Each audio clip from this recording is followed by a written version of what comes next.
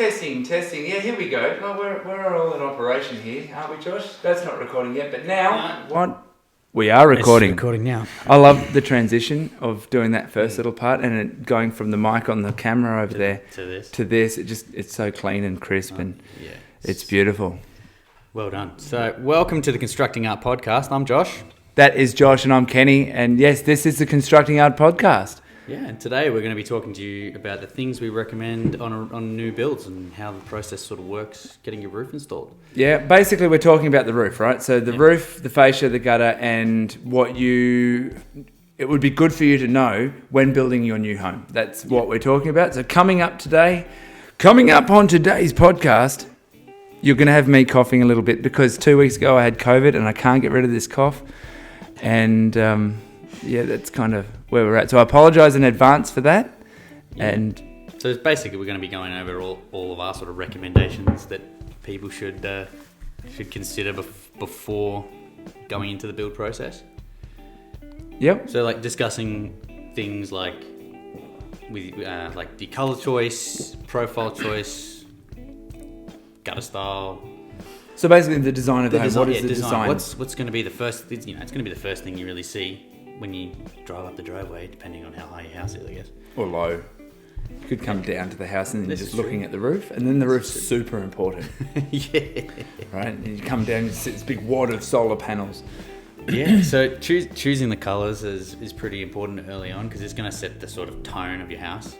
Yeah, so basically, there's a couple of different ways you can look at this. Is you could either have a fully custom designed home and you're getting that built with a bespoke builder who does 10 homes a year, maybe 15, 20 homes a year, or you're going with, let's use for example, Plantation Homes or Simmons Homes or one of the big boys that will do 500 homes, 1,000 homes a year. And essentially you'll have your idea of the design of your home already. And when in relation to roofing and guttering and fascia, the things that you need to really worry about when in the design stage is colours and the profile. So if your budget is, you've got quite a large budget, go for the fancy stuff. Just do it because you can. But those are the things that going into the builder, they'll price that. The colour really doesn't make a difference when it comes to pricing and going into contract. Where it does more the profile that sort of affects your budget. Yeah. So when you're going toward that, you've gone to contract, your house is going to start to be built, and you're going to end up with a slab going on the ground, most probably. Then the frame's going to go on, and then as soon as you see that frame going up, you would expect that within 2 weeks you're going to have a roof on that. Yeah. Because the frame will go up, the trusses will go on, and then you'll have the fascia.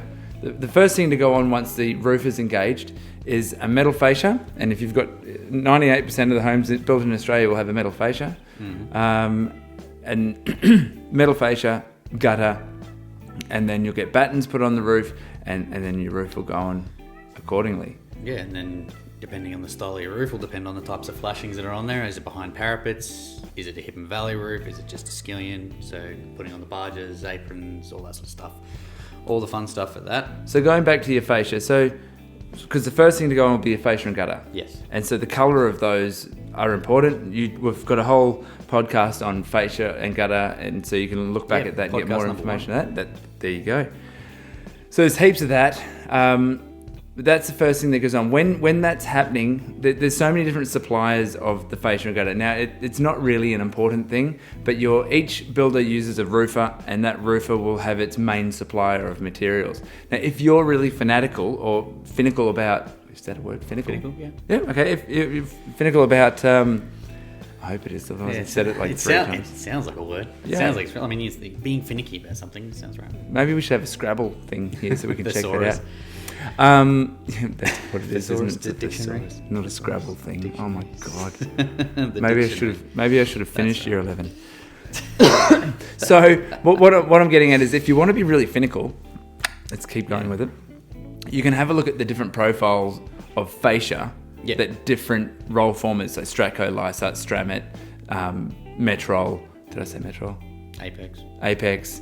Multiple different roll formers can have a slight different fascia. So it doesn't faze me if I was putting metal fascia on my house, it wouldn't really matter to me where it came from. But that's the first step, and then the gutter goes on that. You've chosen your gutter, and then you've got battens going on. Most probably you're going to have 40 mil battens. Yes. The battens will go on, and depending on the pitch of the roof, you're going to need you're going to have safety battens. Yeah, So, well, it depends on your roof trusses. So if your roof trusses are 600 apart, 600 centers. yeah, So, yeah. 600 centers apart, then you don't need safety battens.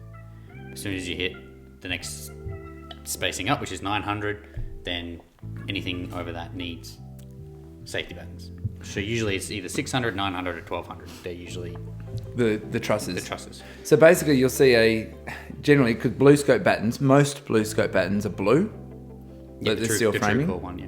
They do have, blue scope does make another one, which is silver, zinc aluminum, but mainly you'll have a blue batten, which is a 40 mil high off the truss, and then you'll have like a little 20 mil batten, and then it'll go 40 mil. So that's what that batten is there for. That little 20 mil batten is there so that when the roofers are working on the roof, or if someone was to pull the roof off in the future, they don't have this big gap that they can fall through. Yeah, that's it. So that's what happens there. Now, at the stage before the roof goes on, you want to make a decision toward your insulation. Now, my recommendation is that you put anti-con on there, anti-condensation insulation. Yeah, 100%. And there's multiple different sizes, Josh, isn't there? So Yes, what options do we have on, say, a generic roof? So on a generic roof, you could go between 60 or 80 is generally sort of where you go. If you go in 100 mil, it's kind of pushing the boundaries of the sheets lapping properly. Yeah, that's right. Yeah. And then depending on, then again, it changes. That can potentially change the height of the battens you're using, which I think we discussed in the last one. Yep. Last podcast. Depending on if you've got a specific energy rating that you need to achieve, will depend on the size of the battens. You're probably not going to if Which, it's just a understanding residential house. normal house is probably not going to be any difference. But using 80 mil is going to, over 60 is going to help reduce the sound of, like, you know. Yeah. Well, look, I've got sound 100% on my 100%. I've got 100 millimeter insulation on my roof with long span roofing on there, and I can't hear it raining. You have to go, is it raining? Yes, it might be raining, but I can hear it landing on the ground outside before I can hear it on the roof.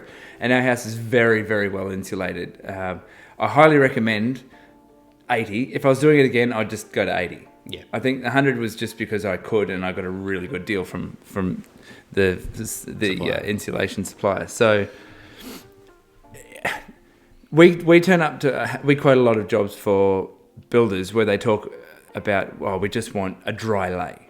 So a dry lay is just battens with Colorbond straight on top, and they say, oh, we're going to put all the insulation in the ceiling. So if you've ever stood underneath a Colorbond sheet on a hot 35 degree day, it is cooking underneath that sheet. It is really, really, really hot. And so you're letting that heat come down into your ceiling cavity, where if you've got ducted aircon, which majority of houses now, new builds are having ducted aircon put in, all your pipes are running through that ceiling cavity. So you're really getting all the heat from outside is coming straight through that roof. And then all the heat that's in there in winter, when you want it to keep it as warm as possible, is getting out and leaving. Yeah. So it's going to come up through your ceiling cavity, into your roof space. And then just go away. And then, if there is a drastic temperature drop, which can potentially happen, now you're going to end up with condensation on the roof. And where's all that going to go? Yeah. All over your insulation on the inside, potentially mold. Anywhere that you've got electrical is potentially going to get damp as well. So there's a problem there. So then the next sort of step up is to install just sarking. Yeah. Which will then direct all that condensation that falls off the sheets down into the gutter. It doesn't. Hopefully. It probably won't get down that end of the roof. It'll sort of sit into there, then evaporate out of the.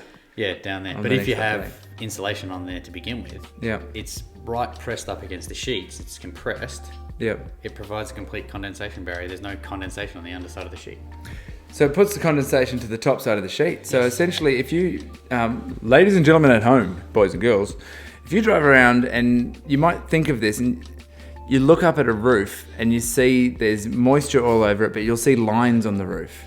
Well, the lines are where the battens are pressing up against the sheet. And the rest of it between is where the condensation is actually sitting on the outside because the anti-con, the insulation underneath, isn't letting it get in.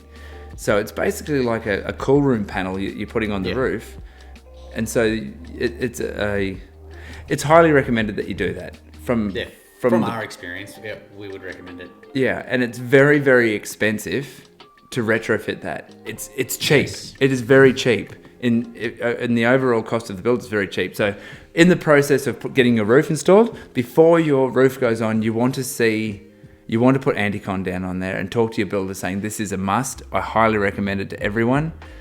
Even on a investment build, to put that on there, it's got a small amount of cost on there, though you'll have a much happier renter. And if they know that roof is insulated, they'll pay another $5 a week. I'd pay $5 a week because I know that my electricity bill is going to be lower. Yeah, that's it. So then the roof goes on.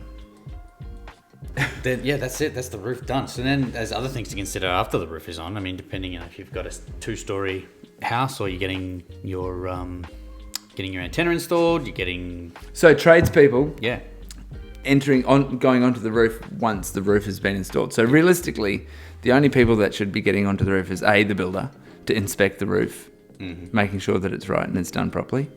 And then depending on top of the roof, you may have parapet walls and things where they've put other cladding. The cladding's going to go on in different sections and you need to access the roof for that. So you're going to have carpenters walking all over the roof. If it's got a lower roof, you're going to have people walking all over that roof to put the cladding, to do rendering, to install windows. Exactly, because the windows go in generally straight after the roof. Yeah. So the build process is the slab, the frame, the roof, the windows. And then you have it all sarked, the outside of the window frame, the frame sarked. Yep. And then the external cladding. Cladding, internal lining, insulation inside of that, and so on and so on.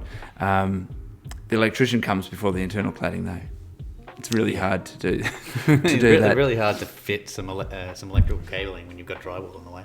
Yes, it's just the drywall. See, in Australia we just call it G-Brock, but the rest of the world calls it drywall. Essentially, it's just the plaster on the wall. Yeah. So what you're saying though, Josh, is that with a split level house, so say you've got 2 stories, people they're going to come out and they're going to walk all over that roof and potentially damage it. Yeah, and then, again, that also depends on how the builder wants to actually erect everything. Like some builders will leave the lower roofs until all the scaffolding comes down because they usually put the scaffold through the lower roof. Yeah. Like on my house, we put the lower roof down and they built a scaffold on top of it. That works too. But then again, you still run a risk of damaging it, doing stuff like that too. That's exactly right. So me being a roofer, what we did in that situation, I'd recommend this when you're talking to your builder, finding out this information is how are you going to build that sides of things, and they might not want to hear it. They know how to build. What the end goal is that you want to make sure they're going to do their due diligence to protect your product. So when solar panel guys get up on the roof, the solar panel guys are going to walk all over a lower roof or just pass these sheets up. They're going to walk all over the place. They're not trained to walk on roofs. They're trained to install solar panels. They're not trained to solve leaks or that's all they do is solar panels. Yeah. And they can create problems. Antenna guys, they can create problems because they're trained to install antennas. Although yes, they do walk all over roofs and they should be good at it. Sometimes they just drill a hole through the roof and just put some silicon over the top of it. Now that silicon will break down over time because of the way that they do it. They just drill a hole straight through the roof.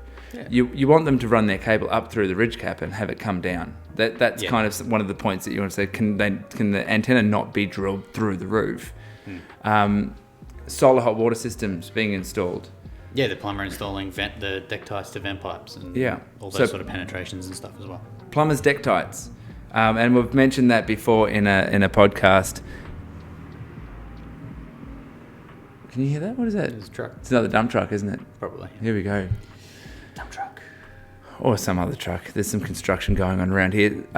So a plumber putting his deck tights on, and it's very important that they do that in a way which is done properly, and they don't put that over the lap. So where you've got your laps of the sheets, deck tights can't go over the laps of the sheets. If they do, then that whole lap of the roof sheet needs to be lifted and siliconed up the whole way on the underlap so that water can't track over and go in. Or you dry pan it. Or you dry pan it, and that's essentially the best option if it comes through a lap. So what you want to do, so you want to mention as a build, it's very important to have a pre-handover inspection done. So the pre-handover inspection has a professional inspector that does a report for you, come in and have a look at your property before you agree to the builder's practical completion. Yeah. So the builder's going to say, all right, on this date, we're going to go for practical completion, and we're going to go through and do the defect walk. Mm-hmm. So you can have your own list of defects. The builder can have his own list of defects. The most powerful thing you can do, and I highly recommend to everyone, is getting a pre-handover inspection done by a licensed inspector.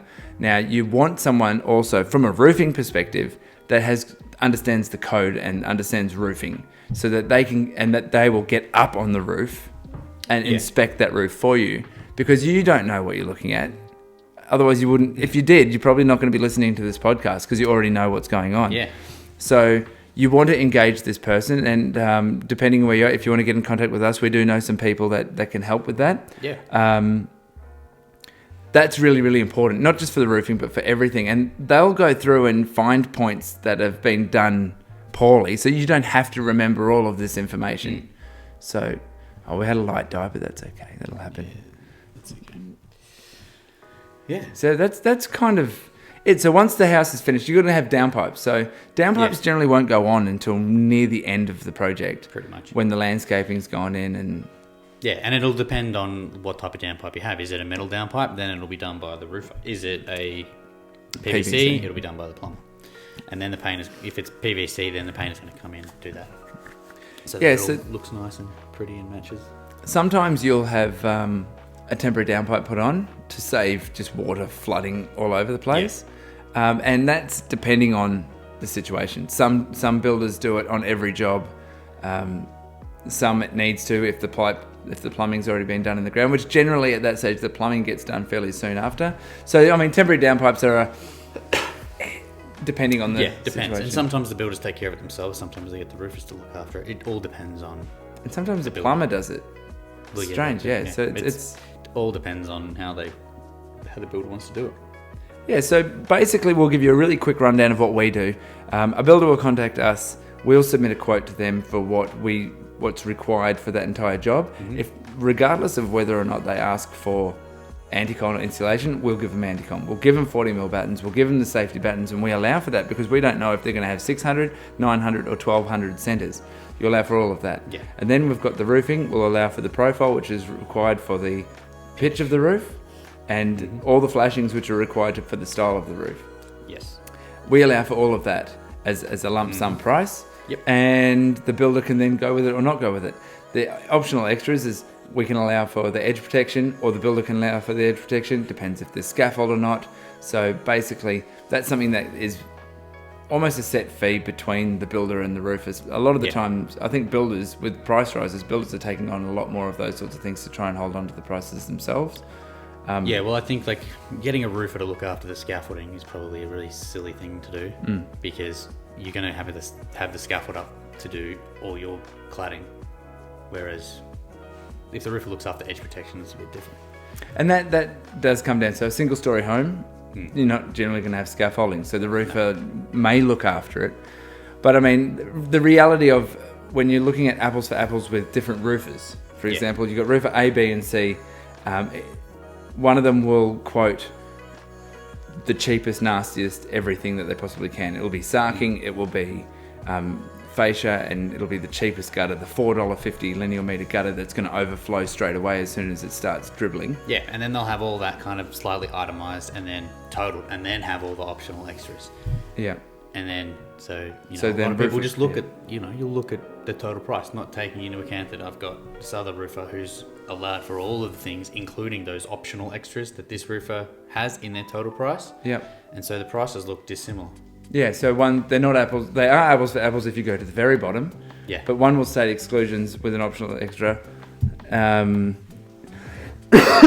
then, so that's A and B. So one will have one will have the other. Then the third one, it'll just be a line item for each and every single item with an amount on it. Yeah. Which sometimes when you do the quotes up, Josh, you'll do that. You'll do a line item because depending on the builder, some builders want to see a line item for each individual thing. Others want the lump sum. And to be perfectly honest, we like just doing a lump sum because it's all this mucking around in, out, this, that, and everything else. When it comes to, is there anything else when it comes to a variation to a job? So say you want whirlybirds. Whirlybirds are always an extra. Yes. Whirlybirds are usually, they're not always specified on a plan, and sometimes people want them. Generally never. Oh yeah, they're usually never on there. It's just, so they're always an above. So I guess this is something that you want to, if in the programming, when you're making all your decisions, do I need whirlybirds, and where do I want the whirlybirds? Well, the best place for the whirlybird is in the highest point, and yeah, I don't think I've ever seen. My roof. I've seen a couple of them that are not exactly where they should be. Yeah, mine up there. They don't work very well. I tested. Yeah, you kind of, it's hot air rises, right? So you wanted it right at the top, right at the ridge cap, and then you got other options to do. Like there's that Venter Ridge company that basically creates a vented ridge. I think Stratco do a similar thing as well. It's starting to become more common, this vented ridge. So essentially the main ridge on like a hip and valley roof becomes completely ventilated, so all the hot air can just escape through there instead of having this spin away. Yeah. So essentially that's another thing on top. So you want to... those are all optional extras. Well, the vented ridge one, you really want to get that in at the quoting stage. Yeah. Because that one there is not something that you want to go, let's do that after. Because once you do that after, then you're going to get smacked. Yeah, because it's also one of those things that you can't really change your mind after it needs to be in at the start. Because it's just the way that it's installed. Yep, 100%. So it's more so, the vented ridge, if you're interested heavily on that, then that would be because you really don't like the look of whirlybirds. The reality is that whirlybirds are very efficient when it comes to getting rid of heat and putting them up the top. And you need to get rid of that. And it's not just heat, it's moisture in the roof cavity, from what we've been learning. But those are the things you want to get in early. You don't want to have the roof on and go, I'm going to get someone to come in and chuck a couple of whirlybirds in. While the roof is there, it's going to be cheaper for you to do it. Yeah, 100%. Right? And draw on the plan where you want them. So yeah, that's basically the start and end of the roof. And then once you move in, the roof is working, it's operating. Gutter guard. Actually, we've mentioned that. That's in the guttering podcast. If you want to know more about the guttering and the roofing, we've got two different podcasts. Episode 1, which is guttering, and episode whichever the roofing profiles were, that one. I'm pretty sure it's 3. And that will be basically more of what we're actually talking about now. This is more about the process. More of a deep dive onto actually what you want. Yeah. If you live in a highly wooded area, yes, get some gutter guard. Yeah, definitely. Highly wooded mean you've got trees. Yeah, bush. Yeah, and the trees fall into the leaves.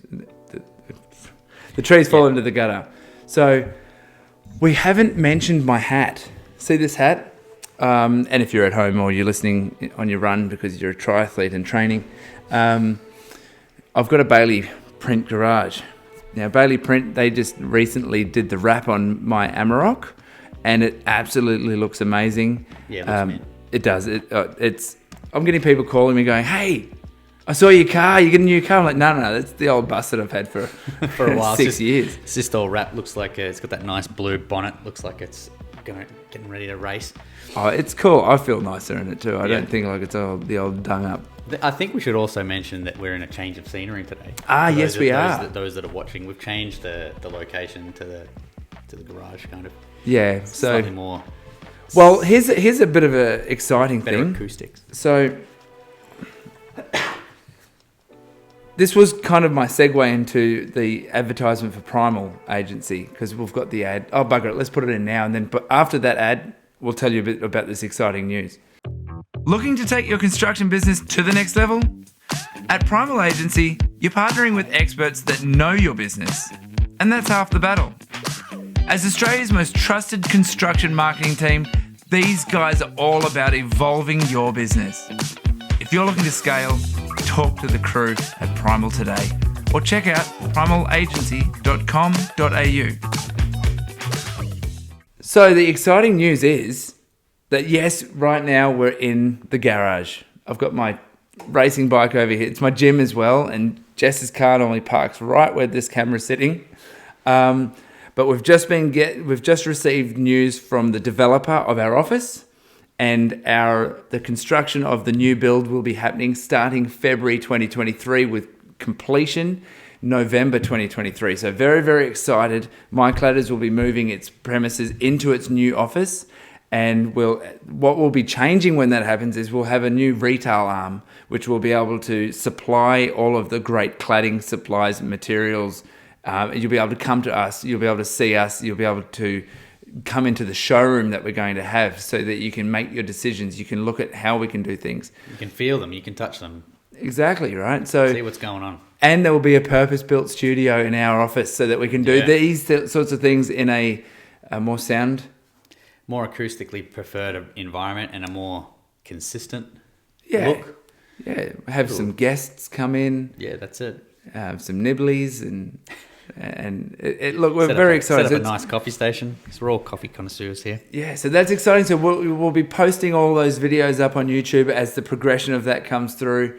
We're excited that you Gladiators have decided to join us here on the Constructing Art Podcast up to episode 6, and like and subscribe, guys, because it's really good. It's growing. We're getting, at this point in time, we're getting about 15-20 subscribers a week, which is really good. And it's just basically, we want to educate people out in YouTube land, which is the world. Yeah, on the finer points of roofing, cladding, and building your new home. Yeah. So turning that dream home into a real home, as I like to say. Yeah, the dream home's a real home. And like with you guys, we want to construct art. Yeah. We want you to live in a piece of it. And that basically is it for today. Yeah, tune in next time. See you, folks.